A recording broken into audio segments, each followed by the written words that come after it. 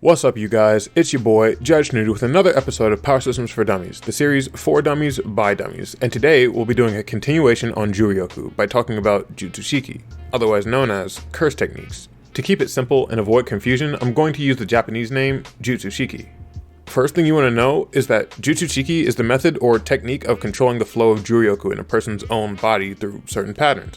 These patterns are usually carved into a person's body at birth. In other words, it's something that you're born with and can improve rather than just learn from scratch. Because of this, each Jutsushiki tends to be unique to the individual user or to their specific family or clan. It's stated by Gojo in the prequel series that there are as many curse techniques as there are sorcerers. There are certain techniques that can be learned though, such as the Tobari or curtains, a simple domain, though it is a secret technique to the Shinkage clan, or family techniques which are passed down via genetics and then refined, like the limitless of the Gojo and the blood manipulation of the Kamo clan. You can think of Jutsushiki as similar to the Kekkei Genkai techniques that certain ninja can use from Naruto. You need the genetics to be able to use the jutsu, and even if you have the genetics, you still may not be able to use the jutsu depending on factors such as your own power. Like I said in the Juryoku video, curse energy is the fuel for the vehicle, with the vehicle being the curse techniques. You can't bring gunpowder alone to a gunfight. Firstly, it's idiotic, and secondly, you need to be able to utilize that gunpowder in the gun so that you would even have a chance of winning.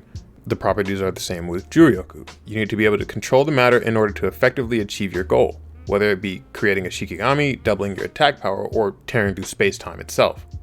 80% of a shaman's strength comes from the ability to use Jutsushiki, so if you're unable to use one, then you might just be out of luck. But if you are capable of using a Jutsushiki, then that power most likely manifests between the ages of 4 and 6.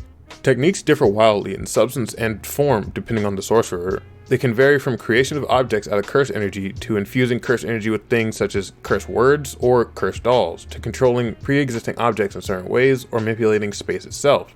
If you can't utilize a Jutsushiki of your own, then there are more simplistic ways to fight, such as using talismans as a way to summon Shikigami, or enhancing your physical body and using curse weapons to fulfill your job as a shaman and exercise curses.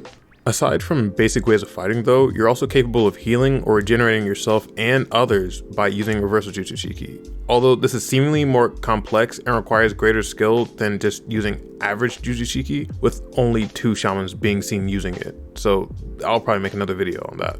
Just like in Naruto, shamans can work on their Jutsushiki repertoire and develop new Jutsushiki to match their developing power and skill set. This is greatly dependent on the kind of Jutsushiki the shaman uses and what is required of their various Jutsushiki. For example, characters like Gojo are able to fuse and create new techniques through developing their understanding of physics, whereas others like Masamichi Yaga, the principal of the Tokyo school, develop their powers by learning to sew bigger stuffed animals.